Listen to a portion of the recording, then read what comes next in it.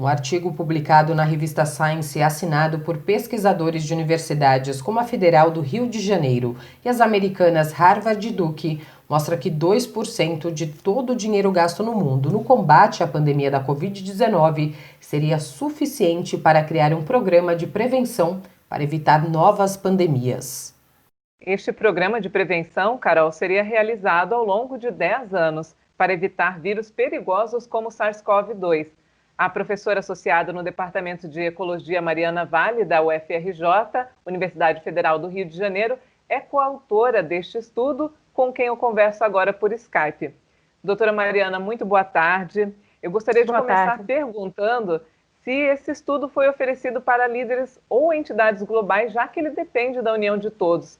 Afinal, não é a primeira vez que o mundo sofre uma pandemia. É verdade, esse é um estudo com foco científico mesmo, então foi apresentado, em princípio, à comunidade científica, mas ele já ganhou muita repercussão, os grandes meios de comunicação, tanto brasileiros quanto internacionais, têm chamado a atenção desse estudo, então a gente espera que ele esteja chegando às esferas de poder. Explica para a gente como que esse programa funciona. Ele teria um fundo financeiro? Onde ele iria agir? Então, a gente propõe 4 medidas principais de combate e prevenção de pandemias baseados em ações ambientais.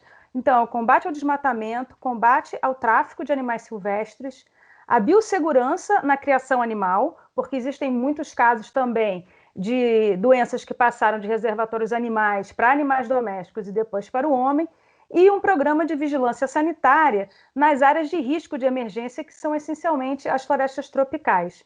O que a gente sugere, então, primeiro, a gente faz a conta, né, de quanto custaria esse programa. Então, seria um programa que custaria em torno de 22 bilhões a 30 bilhões de dólares por ano. E o que a gente sugere é que quem vai pagar a conta, né? Que a conta seja paga, sobretudo, pelos países desenvolvidos, que têm todo o interesse econômico e também os recursos financeiros para fazer isso, através de um fundo internacional. Então, seria um fundo internacional, parecido um pouco com o que a gente tinha com o Fundo Amazônia, com uma grande contribuição de países desenvolvidos e uma contribuição modesta de países em desenvolvimento. E aí, os países em desenvolvimento poderiam aplicar para esse fundo bem nos formatos do que a gente tinha com o Fundo Amazônia mesmo. Parece um montante muito alto, mas é ínfimo diante do que a gente está passando agora, né? Não é nada. 22 bilhões, comparado, por exemplo, com o que a gente espera gastar ao final, né, desse ciclo da Covid-19, deve chegar na casa dos 10 trilhões, a gente está falando de 22 bilhões. Também para países desenvolvidos, esse é um valor irrisório. Veja que, por exemplo, para 2020, o governo americano aprovou mais de 700 bilhões só para 2020 para o setor militar. E a gente está falando de um programa de prevenção na casa de 22 a 30 bi. E eu acredito que hoje os americanos, por exemplo, a vida dos americanos está muito mais ameaçada pela Covid-19 do que por qualquer guerra iminente. É interessante essa relação direta. Me chama muita atenção entre o desmatamento e o tráfico de animais silvestres e essas doenças que o nosso corpo ainda não está preparado, não tem proteção. Como isso acontece? Então, isso já está muito bem estabelecido, na verdade não é novidade.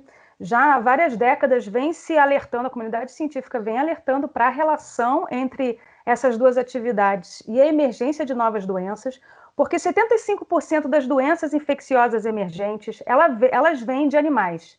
Sejam de animais silvestres, sejam de animais domésticos. Então, esse salto de um animal para o homem, ele depende da taxa de contato entre pessoas e animais. A taxa de contato aumenta muito com o desmatamento, as pessoas penetram dentro da floresta. Geralmente, na primeira fase do desmatamento, ela vem acompanhada de caça. O processo de caça coloca as pessoas também com uma proximidade muito grande desses possíveis reservatórios de doenças emergentes. Então, na verdade, é uma relação muito bem estabelecida, diversos casos descritos na literatura científica, o ebola na África, Nipah na Ásia, malária de fronteira na Amazônia brasileira, é um caso muito bem documentado também, por exemplo. Só para a gente ter mais exemplos, além, né, da Covid-19, que outras doenças que surgiram dessa interação? Muitas doenças que são, na verdade, que a gente conhece bem, né? sobretudo aquelas que vieram do Velho Mundo, sarampo, cachumba, difteria. Todas essas vieram, sobretudo, de animais domésticos, né, animais de criação, gado, porco. E, mais recentemente, então, o ebola, Nipah, o MERS, que também é uma doença que vem de coronavírus, que surgiu no Oriente Médio. Aí, obviamente, o HIV, né? O HIV também é uma doença, uma pandemia, também tem um custo enorme em termos de vidas ainda e um custo econômico enorme, que também veio de animais, nesse caso, de animais silvestres, né? Do chimpanzé, provavelmente. Bom, a gente sabe que a China, onde tudo começou, resistiu um pouco para admitir a gravidade da doença, depois agiu exemplarmente, mas não foi só a China, não. Muitos líderes de nações demoraram para entender a gravidade dessa doença.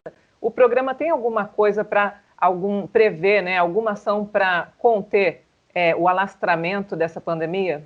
Então, a parte de biossegurança e de vigilância sanitária, ela está focada nessa parte. Com a vigilância sanitária, a gente seria capaz de identificar vírus com potencial pandêmico, logo onde eles estão, quais são os reservatórios animais, e com biossegurança também, quando inicia-se um processo de infecção, a gente consegue conter de forma melhor. Então, tem uma parte que está focada para isso, sim.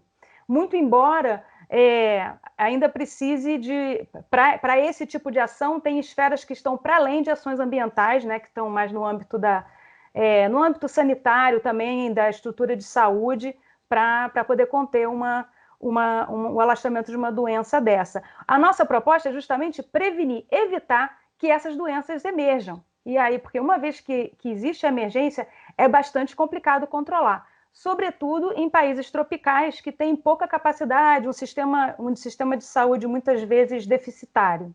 Doutora Mariana, muito obrigada por essa entrevista. Espero que agora os líderes globais realmente tenham esse cuidado, né? Porque parece que depois que tudo é resolvido, que surge uma vacina, o pessoal tende a esquecer um pouco, né? E não precaver para os próximos eventos. Espero que dessa vez realmente haja uma conscientização. Eu espero também, né, que a Covid-19 seja uma oportunidade para as pessoas entenderem, e os governos, sobretudo, que a saúde do meio ambiente ela anda de mãos dadas com a saúde das pessoas. Muito obrigada.